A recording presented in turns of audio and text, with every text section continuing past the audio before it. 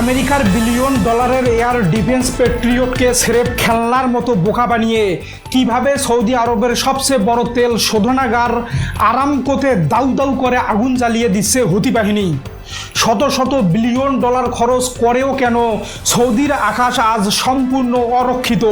প্রিয় দর্শক, সৌদি আরব, পাকিস্তান আর তুরস্কের ঐতিহাসিক প্রতিরক্ষা চুক্তির কালি না শুকাতেই সৌদির প্রধান রাষ্ট্রীয় তেল ক্ষেত্র আরামকোতে হুতিরা চালিয়েছে আকাশ কাঁপানো ড্রোন হামলা। এই হামলায় ব্যাপকভাবে ক্ষতিগ্রস্ত হয়েছে আমেরিকার মূল crude processing unit, distillation tower এবং ভূগর্ভস্থ প্রধান তেল পাইপলাইন। হামলায় তেলের প্রসেসিং প্লান্টে ভয়াবহ আগুন ধরে যাওয়ায় তারা প্রতিদিন প্রায় 50 লাখ ব্যারেল অপরিশোধিত তেল উত্তোলন ও সরবরাহ করার ক্ষমতা হারিয়ে ফেলেছে, যা তাদের মোট তেল উৎপাদনের অর্ধেকেরও অনেক বেশি। শুধু তাই নয়, শোধনাগারের শত শত কোটি ডলার মূল্যের ডিজিটাল প্রেসার কন্ট্রোল সিস্টেম এবং গ্যাস ওয়েল সেপারেশন প্লান্টের উন্নত বিদেশি যন্ত্রপাতি পুড়ে ছাই হয়ে গেছে, যা পুনরায় মেরামত করে চালু করতে মাসের পর মাস সময় লেগে যাবে।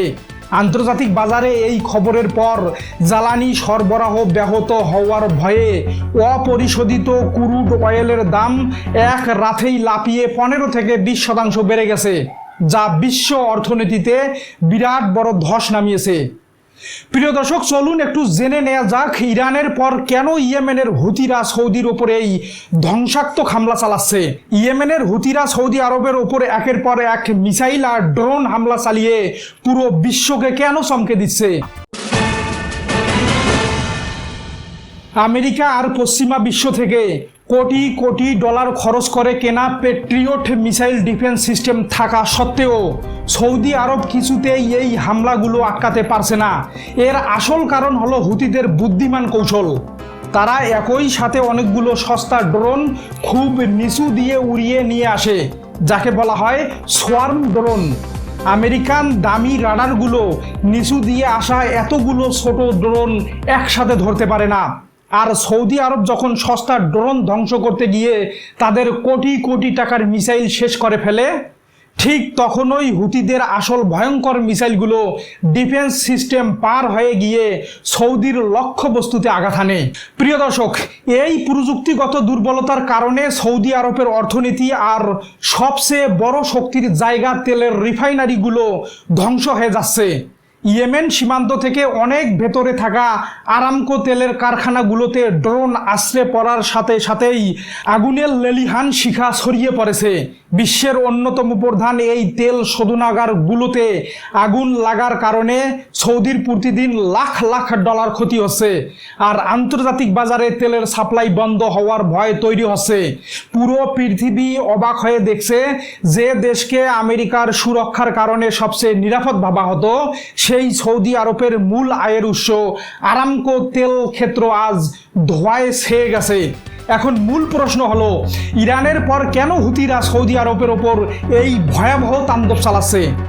এর পেছনে প্রধান কারণ হলো মধ্যপ্রাচ্যের আঞ্চলিক যুদ্ধ আর তেলের ওপর আধিপত্য বিস্তার। ইরান সরাসরি মধ্যপ্রাচ্যের এই প্রক্সি যুদ্ধে হুতিদের আধুনিক ড্রোন আর মিসাইল প্রযুক্তি সরবরাহ করেছে। হুতিরা বিশ্ববাসীকে পরিষ্কারভাবে বুঝিয়ে দিতে চায় যে ইয়েমেনের ওপর কোনো আঘাত আসলে তার বদলা নেওয়া হবে সৌদির প্রধান অর্থনৈতিক স্তম্ভ আরামকো ধ্বংস করে। তারা লোহিত সাগরের গুরুত্বপূর্ণ তেলের রুট নিয়ন্ত্রণে রেখে সৌদি আরব আর তাদের মিত্র আমেরিকাকে চরম ব্যাকফুটে ফেলে দিতে চায়, যাতে মধ্যপ্রাচ্যের ক্ষমতার নিয়ন্ত্রণ পুরোপুরি তাদের হাতে চলে আসে। প্রিয় দর্শক, গভীরভাবে সবকিছু বিশ্লেষণ করলে বোঝা যায় কোটি কোটি ডলারের আমেরিকান অস্ত্র কিনে আসলে কোনো দেশ নিরাপদ থাকতে পারে না।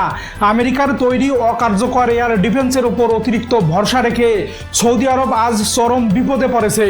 আরামকো তেল ক্ষেত্রে এই ভয়াবহ ধ্বংসলীলাই তার সবচেয়ে বড় প্রমাণ। ইয়েমেনের চতুর ড্রোন কৌশলের সামনে সৌদির এই ক্রমাগত ক্ষতি ইঙ্গিত দিচ্ছে যে মধ্যপ্রাচ্যের রাজনীতির আসল চাবিকাঠি এখন আর আমেরিকার হাতে নেই। এখন আপনাদের কাছে আমার সবচেয়ে বড় প্রশ্ন হলো, আমেরিকার দুর্বল এয়ার ডিফেন্স বারবার ফেল করার পর এবং আরামকোর মতো প্রধান অর্থনীতি ক্ষতিগ্রস্ত হওয়ার পর সৌদি আরব কি বাধ্য হয়ে সংঘাত থামিয়ে সামরিক সমঝোতায় আসবে, নাকি এই তেলের রাজনীতিতে পুরো মধ্যপ্রাচ্য আরও বড় কোনো রক্তক্ষয়ী যুদ্ধে জড়িয়ে পড়বে।